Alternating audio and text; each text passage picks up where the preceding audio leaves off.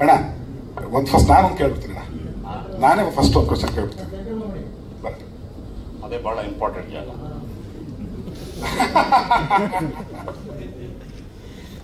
ಅಂದ್ರೆ ಕೂತ್ರೆ ಸರಿ ಇಲ್ಲ ನಿಂತ್ಕೊಳ್ಳಿ ಅಂದ್ರು. ನಾನು ನಿಂತ್ಕೊಳ್ಳೋಕೆ ತುಂಬಾ ವರ್ಷ ಕೂತವನು, ಹಾಗಾಗಿ ನಿಂತ್ಕೋತೀನಿ.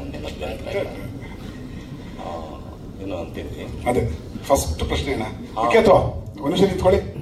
ನಮ್ಮ ನಿರ್ಮಾಪಕರು ಎಲ್ರಿಗೂ ಪರಿಚಯ ಇರುತ್ತೆ. ಬರ್ಲಿ ಅವ್ನು ಬರ್ಲಿ, ಬರೋ ಒಂದು ನಿಮಿಷ ಪ್ಲೀಸ್ ಬನ್ನಿ.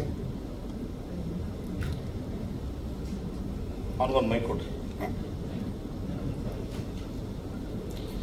ನಮ್ಮ ನಿರ್ಮಾಪಕರಾದಂಥ ವಿಖ್ಯಾತ್ ಅವರು ಒಂದು ಕನ್ನಡ ಚಿತ್ರರಂಗದ ಜೋಗಿ ಚಿತ್ರದ ಹೊಡಿಮಗ ಹೊಡಿಮಗ ಹಾಡನ್ನ ಹಾಡ್ತಾರೆ. ಹಾಡ್ರಿ ಕಲ್ ಈ ಚಿತ್ರದ ನಿರ್ಮಾಪಕ. ಆತನ ವಯಸ್ಸು 34 ವರ್ಷ. ಅವ್ರಿಗಿಂತ ನಾನು 17 ವರ್ಷ ದೊಡ್ಡವನು. ನನಗಿಂತ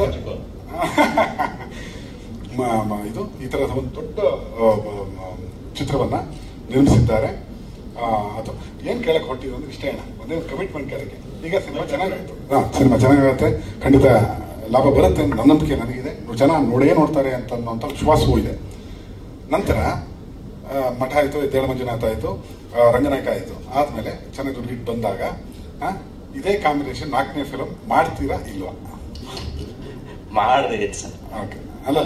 ಅಲ್ಲ ಅಡ್ವಾನ್ಸ್ ಏನ್ ಬೇಡ, ಆಮೇಲೆ ಕೊಡಿ, ನಿಧಾನ ಕೊಡಿ. ಏನ್ ಆ ಕಮಿಟ್ಮೆಂಟ್ ಅಗ್ರಿಮೆಂಟ್ ಎಲ್ಲ ಆಮೇಲೆ ಮಾತಾಡ್ಕೊಳ್ಳೋಣ. ಮಾಡ್ತೀನಿ ಖಂಡಿತ, ನೀವು ಅವಕಾಶ ಕೊಟ್ಟು ಮಾಡೋದೇ ಖಂಡಿತ.